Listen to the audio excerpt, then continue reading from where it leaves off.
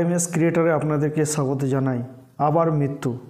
যাদবপুর ইউনিভার্সিটির এবার ছাত্র না, যাদবপুর ইউনিভার্সিটি একজন প্রফেসর যার নাম সুমন নিহার, বয়স 37 বছর। তিনি কিন্তু তার জীবনটা অকালই কিন্তু মৃত্যুবরণ করেছে।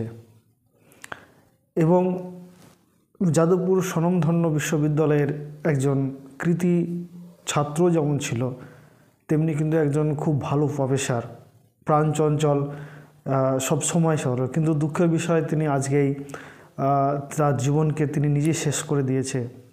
কী কারণে শেষ করেছে সেটা নিয়ে বিতর্ক আছে, তদন্ত সাপেক্ষ ব্যাপার। যতদূর শোনা যাচ্ছে যে মেয়ে ঘটিত ব্যাপার, মেয়েজনিত কারণেই হয়তো মারা গেছে, কিন্তু সেটা এক্স্যাক্টলি বলা যাবে না। কিন্তু সুমনের সম্পর্কে যেহেতু আমার পূর্ব পরিচিত এবং আমি প্রায় 2-3 বছর ওর সঙ্গে অতিবাহিত করেছি, তার জন্য কিছু শেয়ার আপনাদের সঙ্গে করতে চাই।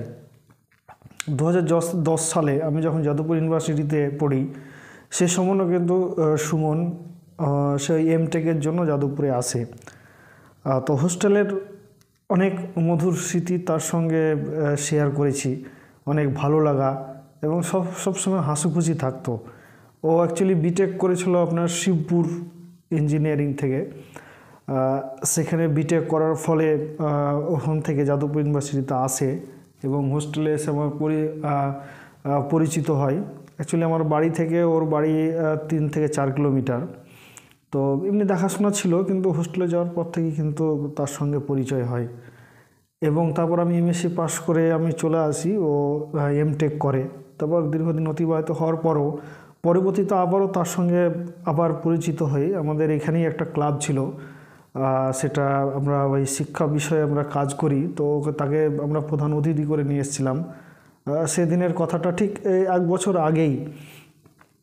তখন হঠাৎ করে ওর সঙ্গে ফোনে কথা বলে মিডিলে করোনার সময়, করোনা অতিবাহিত হয়ে যায়।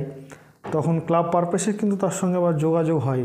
ঠিক 1 বছর আগে এই সময়তেই কিন্তু আমরা ক্লাবে তাকে নিয়ে আসি এবং বিভিন্ন খুব খুশি হয়েছিল এবং অনেক বাচ্চা ছেলেমেয়েদের সঙ্গে মিশেছিল এবং সবসময় কখনো মনে হয়নি যে সে এরকমটা করবে। তো আজকে হঠাৎ করে যখন এই খবরটা পেলাম, মনটা খুবই ভারাক্রান্ত, মনটা খুবই খারাপ যে একজন বন্ধু একটা যখন হারালাম, একটা কাছের বন্ধু একটা হারালাম এবং একটা প্রফেসর যাদবপুর ইউনিভার্সিটি। কিন্তু যে আমার যে বিষয়টা হচ্ছে যে এই যে বারবার ছাত্র মৃত্যু বা এই যে যাদবপুর ইউনিভার্সিটির নামটা উঠে আসছে দুর্ভাগ্যবশত, আমাদেরকে ভাবনা চিন্তা করতে হবে যে কেন এটা, কী কারণে এত অকাল মৃত্যু হয়ে যাচ্ছে, কীভাবে মৃত্যু হয়ে যাচ্ছে। তাহলে যে একটা ভালো শিক্ষিত মানুষ একটা বড় জায়গায় যাওয়ার পরও, ভালো জায়গায় প্রতিষ্ঠিত হওয়ার পরও সে নিজকে শেষ করে দিচ্ছে।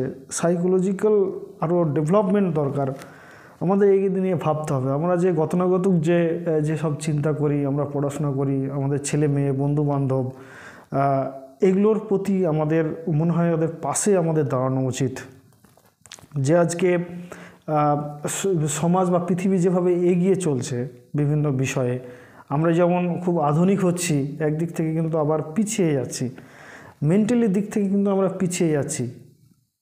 যেমন আমাদের সব ছেলে মেয়ে থেকে শুরু করে বন্ধুত্ব জায়গাটা কিন্তু অনেকটা কমে যাচ্ছে। বিশেষত সোশ্যাল মিডিয়াতে আমাদের টাইমটা বেশিরভাগ চলে যাচ্ছে। সোশ্যাল মিডিয়া থেকে শুরু করে আমরা যদি 5-7 জন একসঙ্গে বন্ধু মিলে গল্প করি, তো 5 মিনিট পর হয়তো আমরা আবার মোবাইল খুলি। এটা আমরাও করি।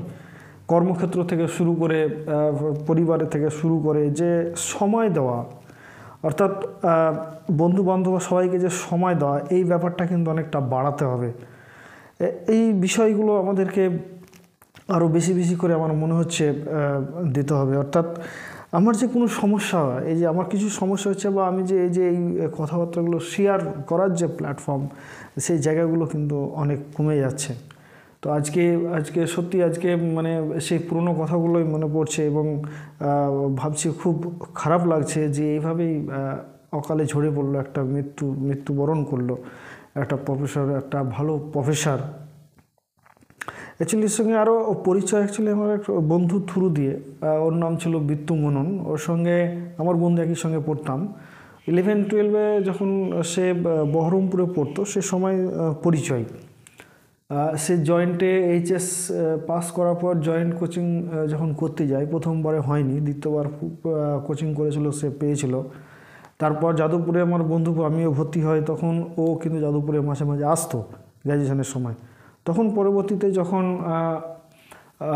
আবার যখন এমএসসিতে আসি, তখন এর সঙ্গে সম্পর্ক। তো আমার মনে হচ্ছে যে কোথাও একাত্ম বোধ করছে, একা হয়ে যাচ্ছে। এই মানুষের পাশে এখন দাঁড়াতে হবে। সেটা আমরা শুধু যে সাইকোলজিক্যাল প্রবলেম যে বাচ্চাদের বা এই বয়ঃসন্ধি কলোনি যে হয় সেটা নয়, আরও অনেক কিছু। তো যাই হোক, আমার মূলত এই ভিডিওটা করার উদ্দেশ্য যে ওর সঙ্গে কি আমার সম্পর্ক ছিল, সে সম্পর্ক শেয়ার করা, এবং যে এই যে ঘটনাগুলো বারবার ঘটছে, এই ঘটনা কেন হচ্ছে এটা আমাদেরকে আবার ভাবতে হবে যে তথাকথিতভাবে প্রতিষ্ঠিত যে আমরা হয়ে যাচ্ছি, যে তার মানে যে সে প্রতিষ্ঠিত হয়ে যাচ্ছে, সেটা কি আদৌ হচ্ছে কি না, এই বিষয়গুলো কিন্তু আবার ভাবনা চিন্তার মধ্যে আসতে হবে। আর এই পর্যন্ত আজকে তো আর সেইভাবে কথা বলার নেই। আজকে একটা বড় ঘটনা ঘটে গেল, মনটা খুবই খারাপ। যাই হোক, তার আত্মার শান্তি কামনা করছি, এই বলেই শেষ করছি। নমস্কার।